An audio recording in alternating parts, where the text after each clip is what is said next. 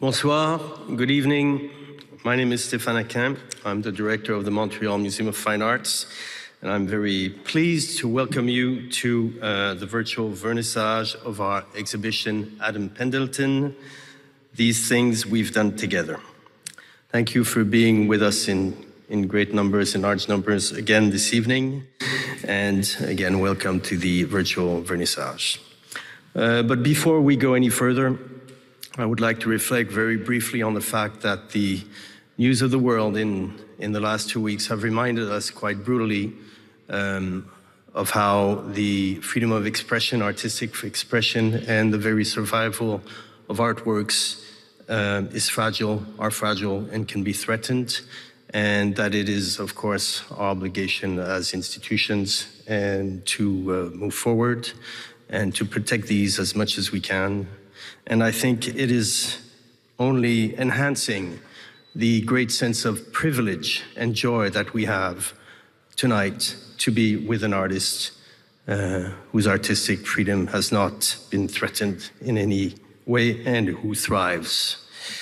After a successful exhibition at the Museum of Modern Art in New York, Adam Pendleton brings a brand new exhibition, These Things We've Done Together, to Montreal. So starting today, visitors of the Montreal Museum of Fine Arts can discover Pendleton's first solo exhibition in Canada as a New York artist presents monumental canvases, which are surrounding us from his Untitled We Are Not series, as well as a 4-part work on Mylar and 7 drawings from the Black Dada series, created in the past year. All new works, all, of course, a first here in our museum. The paintings deploy the visual language of spray paint, photography, silkscreen, and lettering that has become representative of one dimension of Adam's multidimensional work. And that stems from his seminal Black Dada compendium from 2008, or reader, I should say. Also on view is one of Pendleton's acclaimed video works, just back from Los Angeles, a portrait of Yvonne Rainer, 2016-17, a portrayal of the pioneering dancer and choreographer and filmmaker Yvonne Rainer. Tonight's conversation will be entirely in English, but you have access to simultaneous translation into French. Now, to be very honest with you, we are experiencing a technical glitch at the very moment, which explains why we were late to start, but this should be solved very quickly. And so before I leave it to the artist to speak with Mary Daly Desmarais, our chief curator, the word in French is conservateur, our chief curator, and also the curator of the exhibition. Let me take a few more minutes to thank our loyal partners. Our official sponsor, Denault Paints, the Young Philanthropist Circle of the Montreal Museum of Fine Arts, our public partners, the Ministère de la Culture et des Communications du Québec, the Canada Council for the Arts, and the Arts Council of Montreal. I would also like to express our gratitude to Pace Gallery for their generous support of the exhibition. And now to Adam Pendleton and Mary Daly Desmarais. Good evening. Yours. Hello. Hello. Thank you, Stéphane. Hello, Mary. Hi, Adam. Bonsoir Hi. tout le monde. Merci à vous tous d'être ici avec nous ce soir. Thank you so much, everyone, for being here. Or should I say being there with you, because I am in my house and Adam is in the museum. This is because, malheureusement, étant un produit de notre moment historique, I have gotten COVID. And so I am quarantining in my house. And I think, Adam, that we should say that, we planned it all this way to be this kind of contemporary conversation on stage to speak to our moment. But I just want to say how happy I am to share at least this screen with you, this moment with you. We're all thrilled to have you here in Montreal. Many people on the call know your work quite well, but not all. So before we start our conversation, I thought I'd just give a little bit of an introduction by way of saying that Adam Pendleton is absolutely a major artist of our time. He has a powerful, expansive practice that includes painting, drawing, writing, photography, performance, and film, and explores the relationships between Blackness, abstraction, and the avant-garde. Born in Richmond, Virginia, he moved to New York at the age of 18, and since then has shown widely across Europe and North America, including at the Venice Biennale, the exhibition Grief and Grievance, Art and Mourning in America in 2021 at the New Museum, and most recently, as Stefan just mentioned, Who is Queen at the Museum of Modern Art in New York. And this exhibition, Adam Pendleton, These Things We've Done Together, is the artist's first solo exhibition in Canada. Adam, thank you so much for being with us tonight. Thank you, Mary. I'm delighted to be here tonight. And also thank you for the invitation to present my work here at the Montreal Museum of Fine Arts in Montreal. I think probably very few people realize how long we've actually been talking or were talking about doing this exhibition. It was at least 2 years, no? Yes. Yes. Well, why don't we talk a little bit about the genesis of this project and what you wanted to achieve here? Well, this is very strange because I can see myself. I'm supposed to be looking at you, but I can see myself speaking, which is terrible. It's terrible to see yourself speaking. But I see myself too. I'm trying to ignore it and only focus on you, but of course it's impossible to press forward. I'll press forward. In any case, so I was thinking earlier today about how much space informs the way in which an exhibition comes together, and I think what is particularly unique about the spaces this exhibition occupies is the space where I'm speaking from tonight, which is really almost this perfect square with these very large, what are these? These have to be at least 20-foot tall, 40-foot wide walls. And that was the first challenge, was what to do with this space. And I think it's something that you and I, Mary, went back and forth a lot about how to occupy, how to use the space, how to really, I think, ultimately make the architecture of the space useful. And what ended up occurring is I gave myself the challenge of making 4 monumental paintings, one painting for each wall, with the hope that through the visuality, the visual texture and surface of the paintings, a third architecture, a different architecture to the architecture of the room would eventually emerge.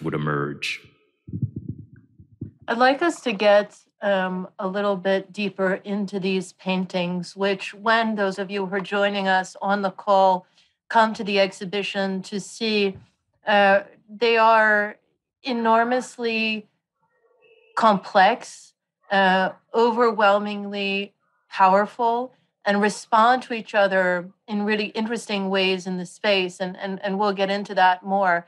But I'd like to start with just the brass tacks of process. Maybe we can go to the close-up of the images because, yes, there is a kind of repeated language, or should I say repeated dialogue between language and abstraction in each of the paintings.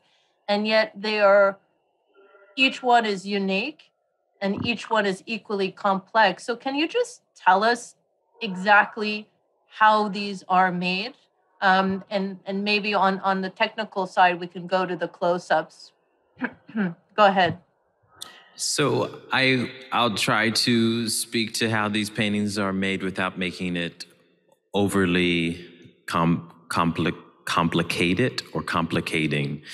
And so I'm very interested in the process of translation, something existing in one state only to be used to exist in another state. So these paintings that we see before us, while they are nearly 20 feet wide and 10 feet tall, they actually begin at a much more modest scale, a scale where my body in relationship to the surface that is to be painted is actually smaller than myself, than my body. And I begin by spray painting the language, we are not, but the language ends up kind of devolving and evolving into something else. And you end up with these different combinations of these three simple words, we are not, and are we not, are not, we not are.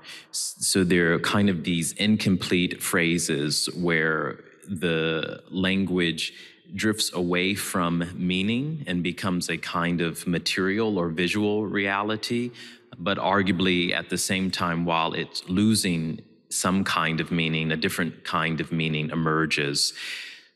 These paintings are painted in many different layers. So there's the textual layer, but then there's also what I refer to as the kind of abstract ground, which in these particular works are these white lines that kind of move almost chaotically across the surface of the painting, canceling each other out in some ways, creating shapes with the black, so the white ends up framing the black spaces of the painting, and the letters both seem to reside on top of, in between, and behind these marks.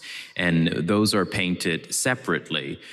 Everything that I paint at the more modest scale is actually photographed, and after it is photographed, yet another, so that is one act of translation, and then there's yet another act of translation of trying to take that which has been photographed and make it look as much as the real thing as possible, which is kind of a contradiction. Why photograph something that already exists to try to make it look like the thing that exists? But it's kind of the confusion of that gesture, the confusion of that act that fascinates me. And eventually, these different layers that have been composed, that have been painted, are then screen printed on these very large canvases. And I love to think about the ways in which an artist can deploy the paint on the surface of the canvas. And screen printing is a particularly fascinating one to me, to kind of get the ink out, to get the ink down, to bring a different kind of material and visual reality to the surface of the canvas. Thank you, Adam. Tell me about the choice of the phrase, we are not, where that comes from and why it's important to you. Well, in a way, it comes from all over. It comes from a kind of disposition of not claiming necessarily what you are, but claiming what you are not. So affirmation through negation, if you will. I originally used that language in 2008 in a text that I wrote that is titled Black Dada, where I made a series of we are not statements, we are not successive, we are not naive, and so forth. And one day I was really sort of trying to think, oh, well, what will I do now? What will I paint? And sometimes I'll go back to something I wrote or a previous body of work as a point of departure for what comes next, subsequent projects or subsequent bodies of work. And I saw that language and that short phrase, we are not, seemed so pregnant with meaning, but also there was this kind of absence of meaning at the same time. And I wanted to explore that space. And oftentimes what I do, if something registers in an interesting way from a theoretical or linguistic standpoint, I then explore it from a visual standpoint. And that is what I have been doing. I'd like to talk a little bit more precisely about the role of repetition in your work. As you just mentioned, you return oftentimes to certain phrases and certain images. The Untitled We Are Not series began in 2018, if I'm not mistaken. And it seems when I look at the work that you've gone through many different kinds of adventures, if you will, or explorations with this phrase in both its positive and negative, potentially negative connotations. When I say negative, I also mean in terms of negative space, in terms of absence. I remember that one of the phrases that we toyed with when we were thinking about titles was absence at the heart, which I thought was very interesting, this kind of ambiguity that you find in the language, because we are not is at once an affirmation and a negation. So I suppose it's a double-folded question in the sense that I'm asking about repetition and also the kind of multiplicity of meanings that one can find in this very simple phrase. Well, I think I'm just sort of innately interested in repetition and difference in repetition. And that's why I really enjoy this particular gallery and the exhibition, because the paintings are all the same size. The palette is nearly all the same in each work. And the visual technologies, to use a phrase that Amy Silman generously hurled at me, are also the same. What are the visual technologies? You have lines, you have the abstract lines, the white abstract lines, and then you have the lines of the words of the language, the W, the A, the R, the E, the N, O, and T. And I really think about the lines in the words as language, yes, but also these visual marks, these visual gestures. But yet, in the way in which they are similar, they are also different. And that endlessly fascinates me. Even in some way when I begin these works, and I don't know if anyone notices, but I purposefully began all these paintings when I started them by painting the phrase, "we are not," which isn't always the case with this body of work, but in the left corner of the works, they all start with "we are not." And that was purposeful because I wanted to kind of literally have the same point of departure for each painting. But then as the language evolves, and that is all, when I say language, I also mean the visual language of the painting, something radically different occurs in each work. And I like to think about a serial reality as also kind of exhausting something, to be beautifully exhausted, to exhaust the language, to exhaust the space of the painting. There's a kind of beautiful potential. There's a kind of poetics embedded in that gesture. Would you say there's also a kind of poetics of performance at work in these paintings? You alluded a little bit to how they work off one another in the space.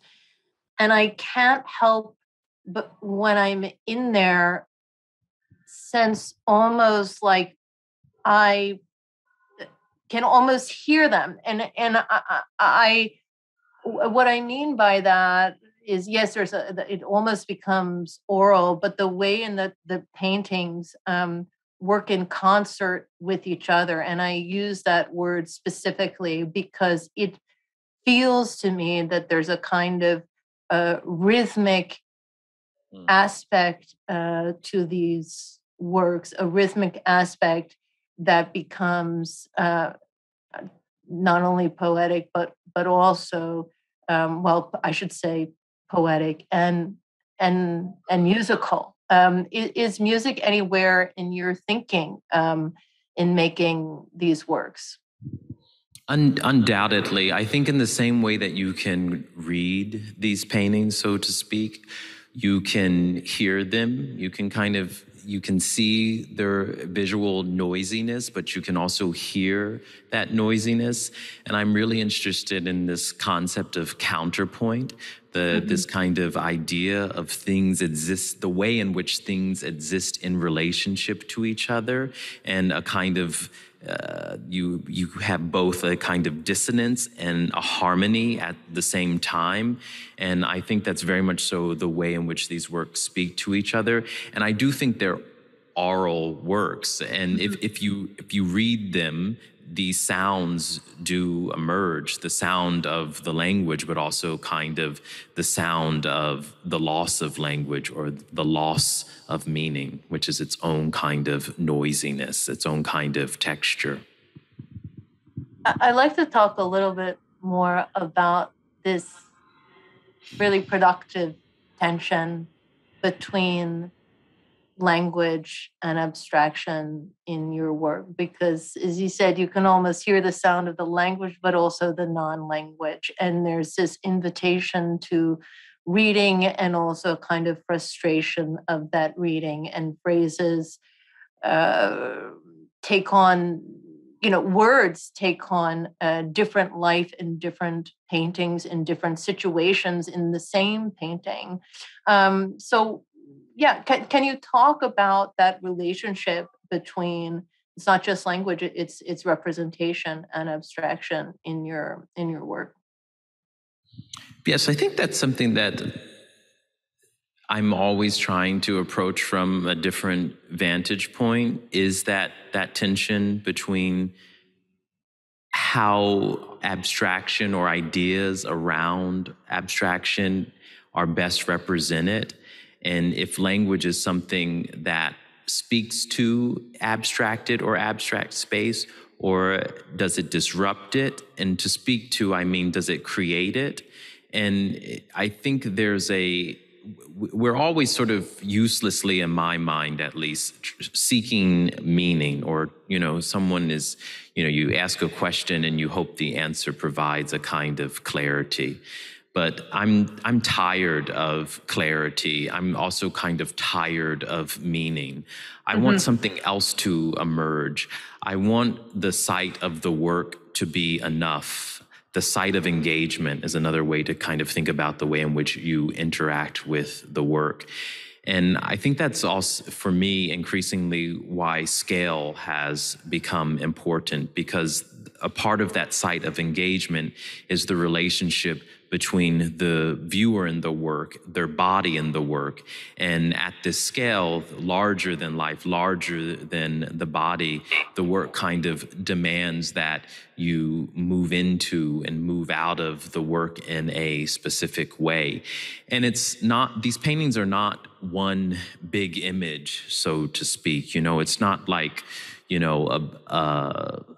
an image of the sky or something, but it's actually all of these smaller moments, these smaller marks, these smaller gestures that come together to form one thing. But you can also look at the paintings in isolation, and that's really also what fascinates me. Like, if you just look at the way in which each letter or each word was painted, there's a kind of intimacy to each mark, each gesture, and they're both wholly independent, but also dependent on each other and the way in which they exist in the space of the work. Thank you. I feel like I could ask you infinite questions about just these paintings, and I encourage those of you, all of you, when you come to the exhibition, to sit on the bench that's there and just take them in, because each time I have gone into the space, they say something different and they read differently. And that to me is really exciting, because the visual language, although it uses these two colors, black and white, the possibilities that you have found in that language are really kind of endless and exciting. So please take your time with those when you come. I'd like us to move on, though, to another body of work included in the exhibition, which are the 7 new Black Dada drawings. And maybe we can show an image of the of that black room. Well, thank you. You can go to the next one. We'll take a look at the whole room for a minute, or stay here. At any rate, Adam, Black Dada is, yes, the name of this series. It's the name of other series of your works, and it's also the name of a method of inquiry that guides your practice. Can you talk to us about what Black Dada is and how it continues to fuel your work? So I think, Mary, you are the one who uses that very useful term in relationship to Black Dada method of inquiry. And last night you actually said to me, you call it a method of inquiry. And I thought to myself, no, you call it a method of inquiry. But it is a method of inquiry. I think if one got even more specific, one could describe it as a visual method of inquiry. It's a visual project. It's a theoretical project. It's open-ended. It's open-ended on both ends in terms of its beginning, and also in a kind of eventual or potential, I should rather say, end. It's an operating position for me. It's a way for me to think about and move through the world as an artist. And I think what's particularly interesting about these drawings, it's actually the first time from a visual standpoint that I thought specifically about how to represent this idea of Black Dada, because the first paintings that I made, the Black Dada paintings, they were in 2008, and they were visually radically different than the drawings on view in this exhibition. So over a decade later, I kind of revisited that space, and these drawings are almost as though this black space, one could say, that I had created in the earlier paintings has now been kind of marked on, beautifully and productively defaced. But these drawings are generated as the other works are being made. And what do I mean by that? So when I'm painting in the studio, I then have sort of behind the thing I'm really painting, this kind of other more notational space, which I refer to as the backdrops, where I'm making a series of marks and sprays. And it's really a kind of a test site where if I have a kind of a question, or if I'm curious about what a potential move will do in the painting, I use these other sheets of paper as that space. And I'm always thinking about how the work is kind of networked and connected and speaks to each other, and how they support each other, how you can't have one work without the other. And so in that way, there's something humanistic about it in a strange way, in the way in which we support and hold up each other. That's almost how these works come into the world. They come into being. And so as I was looking at all of these marks and gestures, the kind of the leftovers, the notes of other works that I had been making, I realized they were works onto themselves, that they were in the way that a drawing is provisional, they were provisional works. And so I started to crop areas of these defaced, one could say, or these marked on surfaces, and these drawings emerged. That's the best way to talk about them, but that might not make so much sense. But it does, I think make sense. It makes more sense when you see them. I really love this idea of putting the fragment forward. And I'm going to say something that might sound crazy. Probably does sound crazy. That literally just occurred to me in this moment. But, I think a lot about your Black Dada reader, this kind of compendium of texts that are sometimes political, often poetic, often conceptual, and the way that they work together, and this kind of reader compendium. And I think the first time I met you, we talked about Benjamin's Arcades project, which is really about fragments. So I don't know, there seemed to me something to that in this idea of putting forward and making work out of the traces of what is the larger picture, and maybe that's something you're going to continue to carry forward. Yeah, I love that, Mary, that what you just said about putting the fragment forward, representing or announcing the fragment as primary, as of utmost importance.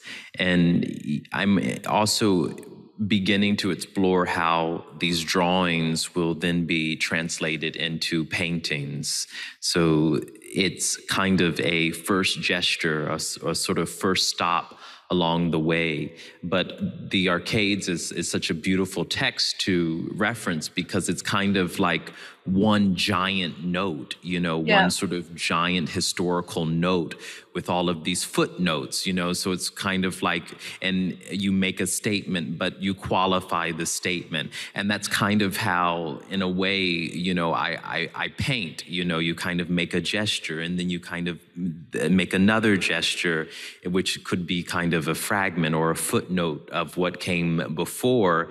But in this visual network, the fragment is represented as whole, and oftentimes too, the whole is represented as a fragment.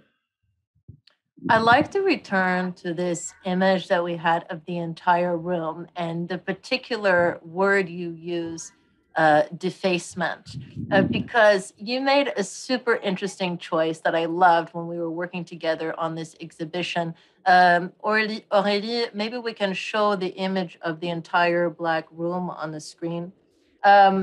We had chosen together the 7 Black Dada, thank you, merci, c'est parfait, the 7 drawings. And then you can all see on the screen, there's kind of this back wall. And we were together in this space and you said to me, you know what, I want to change this work. And there was another work there. And you said, I would like to put this work, the one that we see here, which I feel is so strong. And when you come to the exhibition and you look at it closely, I believe we actually have a video of this work that we can show. There's this kind of circular gesture in it. And I can't help but read it as almost like an effaced portrait or an absent face. And I was hoping you could talk to us more about the decision that you made, and I'm so happy you did, to replace the work that was there with this one. I'm watching the video. I haven't seen this video. I'm fascinated by the video. Well, it's amazing. You can see all the richness in the blacks and the marks and the subtlety that in this one color one can achieve. Go ahead. Yeah. I knew, when I walked into that, it's interesting the stages in which an exhibition comes together, and as I was saying earlier, we probably worked on this show for maybe over 2 years. I can't quite, at least 2 years, I think, right? Yeah. And, and then you finally get to the point where you're starting to put these works into the room, into where they essentially more or less were made to exist. And I knew when I walked into the room with the Black Dada drawings that the work that was on that center wall wasn't the right work. I knew one needed a kind of singular gesture that would bring a particular geometry of attention. And I'm very interested in that, geometries of attention, but also geometries of intention. And I thought that work had a different kind of visual intention behind it to the other works, that to make that visual statement primary would bring a different kind of focus to the other drawings in the room. And that was largely what was behind that decision. Again, that I wanted this sort of one singular bold mark. But it's interesting that you mentioned portraiture. It's interesting I think to really think about all of these works as a kind of portrait, as a kind of portraiture, but not just of me, but of a kind of collective space. What do you mean by that? I think that I'm always overwhelmed with this feeling or these notions of how the individual exists in relationship to the collective and how the collective exists in relationship to the individual, and a kind of yearning or a kind of desire to speak to, not necessarily for, but to speak to all of us. And I think that's really where perhaps the title of the exhibition figures here. These things we've done together, a kind of a statement, but a statement where a lot of interesting questions emerge. What are these things and what have we done together? So again, this kind of togetherness, this kind of these radical juxtapositions that take place, these radical juxtapositions that exist between all of us as individuals and how we exist in relationship to each other. It's a beautiful phrase, Adam. It brings me to, I think, the last work we have time to discuss in the show. Maybe we can just show the image of the film. There's an entire beautiful body of works that employ more geometric abstract shapes on mylar, but I think it's, given our limited time and we want to, of course, hear from the audience, I wanted to talk about just back from Los Angeles, portrait of Yvon Rainer, because it is a work that also contains radical juxtapositions. It's a meeting of you and Yvonne for the first time that I find really poignant. She's considerably older than you are, and there's a kind of wisdom in addition to a gesture that she shares with you. It's also a juxtaposition. There are radical juxtapositions in the text that she read that combines statements by activist leaders like Malcolm X and Stokely Carmichael, but also writings of poets and Yvonne Rainer's own writing in her memoir. And so there's a way in which all of these things come together. It's about people and politics and poetry. And I think I'd like to close in asking you how all of these different things, or asking you to talk about how all of these different things are kind of constantly at play in your work, because you can feel them kind of buzzing beneath the surface in the paintings and the drawings, and sometimes different aspects come to the fore, and in this film, which contains the music also, La Mer, a great French song, in addition to gospel. It's very moving, not just because of the text, which is hard to hear. It talks about, in certain instances, about police brutality against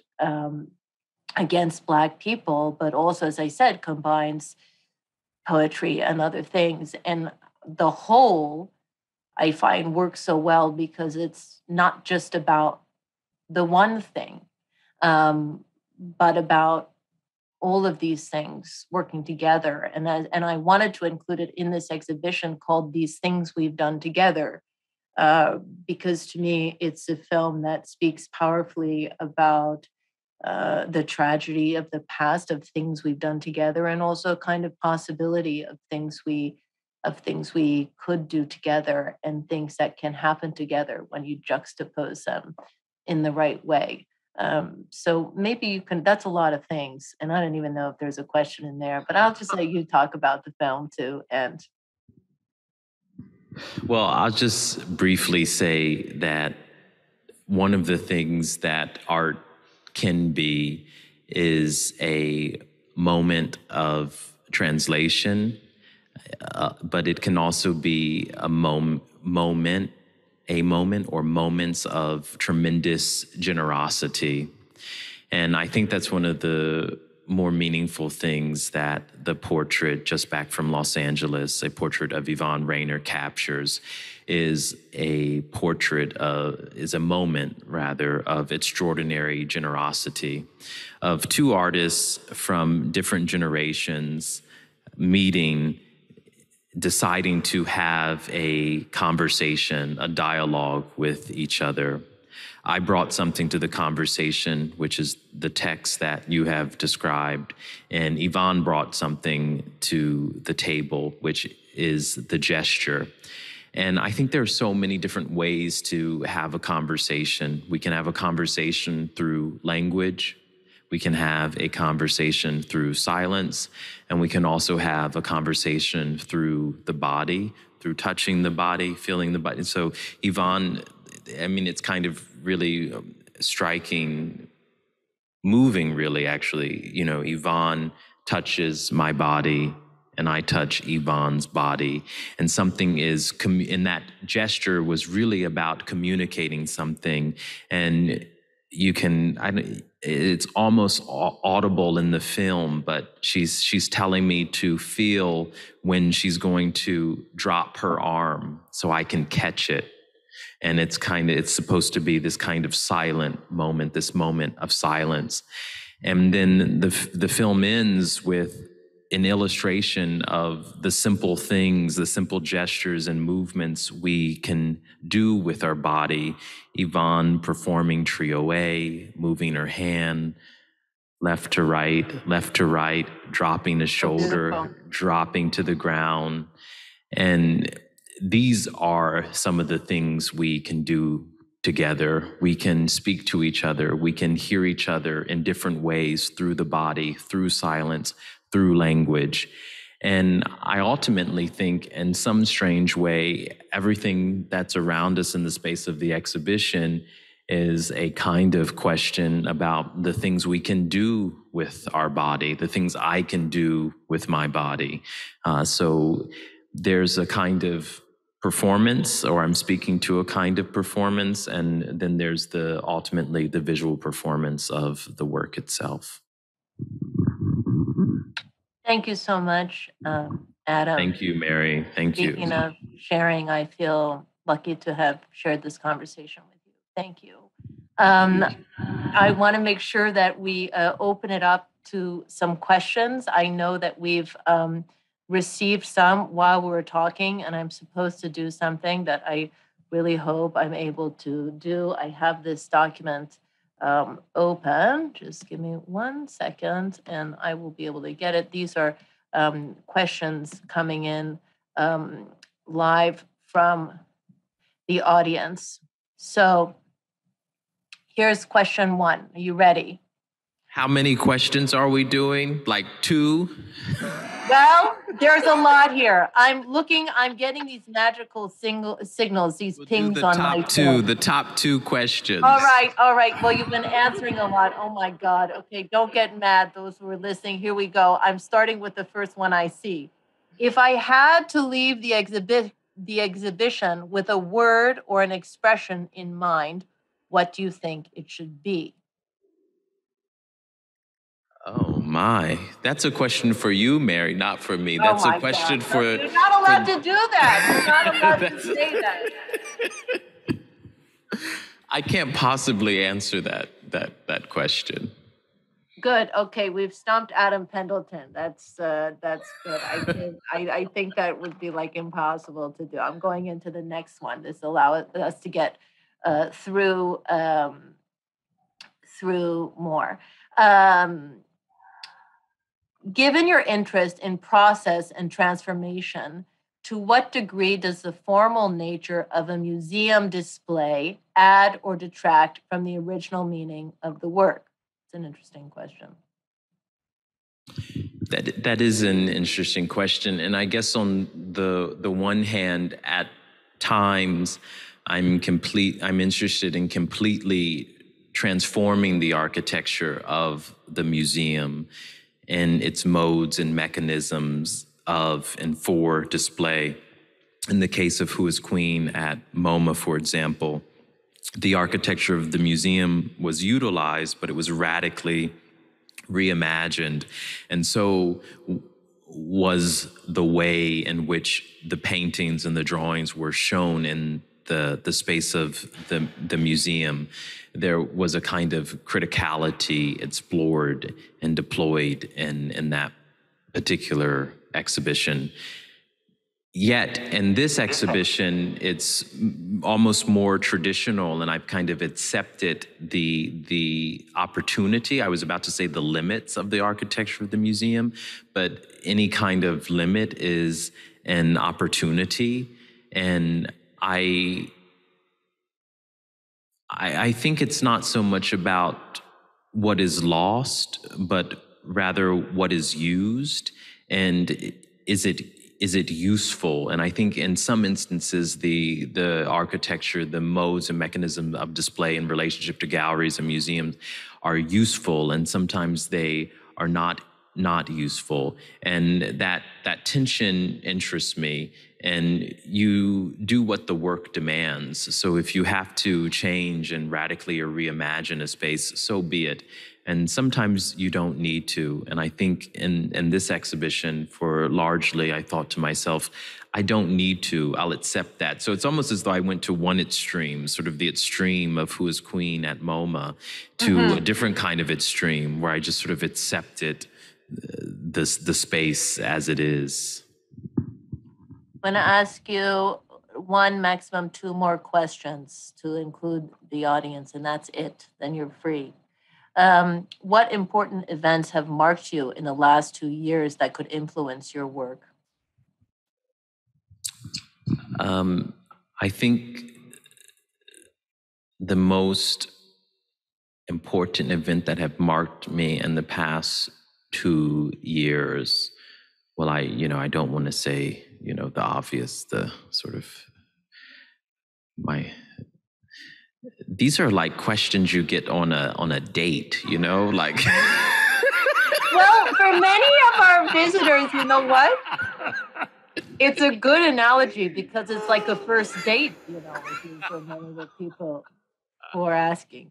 It's like, what's your favorite song? What events have marked me in the past? I think there's things we've all been dealing with, so I'll try to answer this from a more deeply personal space.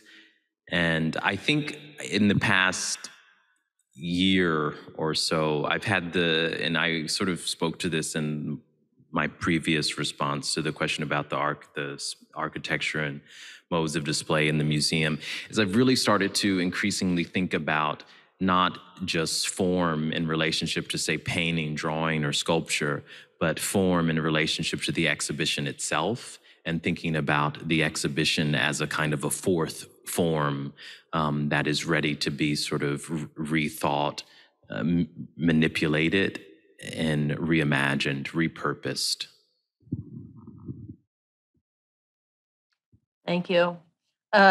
This is a question that I think is one that's very logistical, but I think interesting for people to hear about. has your work been impacted by logistical delays around the world, linked to COVID, linked to shipping, linked to availability of materials? As you well know, Mary. I know, this is why I was so happy to ask this question. The answer to that question is yes, absolutely. When was this show? I forget. This show was originally supposed to open in February, right? Well, yes, in February. But before that, we thought we were going to open in the September, I believe, of 21, right? Oh my! I don't know. Now time has all become. No, I think you're right, and everything just kind of got. And we moved back to February, and then we moved back even further. So here's a fun fact. I am the largest or biggest user, top user, whatever, of black gesso in the world. Me. And I love that fact. I was hoping you were going to reveal it. And if you didn't, I was going to say it because it's so cool. You should put that on a t-shirt or something. But anyway. I've used so much black gesso, there's no black gesso left. So that's a logistical hurdle because of, supply chain. You can't get the pigment, and which is really interesting because, we're so used to sort of thinking about art actually I'm used to thinking about it in very practical terms, but it's not really how we think about it. But these materials are real, just sort of like anything else, and they run out and they're used all over the world by different people. And, so it was a kind of a strange reality that it was sort of like, toilet paper or something, like no black gesso, Yeah. Well, listen, Adam, I could not be happier that eventually you were able to get the black gesso needed. Just enough to make the paintings. We're really thrilled to have them here in Montreal. And thank you so much for your generosity tonight. I've really enjoyed this conversation. I cannot wait for all of you who are on the call and everyone to come see this show. I think this work is really important. It's powerful, and it's just a kind of visual, there's a kind of visual sumptuousness that's really a gift.